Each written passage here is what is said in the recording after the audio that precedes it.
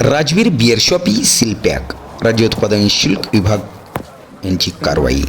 करकम तालुका पंढरपूर जिल्हा सोलापूर येथील राजवीर बियर शॉपीमध्ये अवैध दारू विक्री, मावा गुटखा विक्रीसह इतर बेकायदेशीर प्रकार सुरू असल्याचा आरोप धाडस सामाजिक संघटना यांनी केला होता।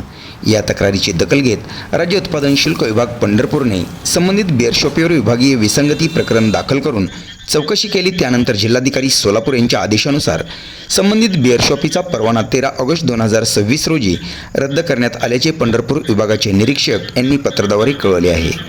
तक्रारदार धाडस सामाजिक संघटना पंढरपूर तालुका अध्यक्ष तथा पत्रकार तथा शिवसेना उबाटा करकम विभाग प्रमुख विजय नलवडे यांनी या प्रकरणाचा पाठपुरावा करून मागणीला यश आल्याने बेमुदत उपोषण स्थगित करण्यात आले। राज्य उत्पादन शुल्क विभाग पंढरपूर यांच्या कारवाईमुळे परिसरातील नागरिकांमध्ये समाधान व्यक्त होत आहे। पंढरपूर तालुका प्रतिनिधी MK न्यूज करकम।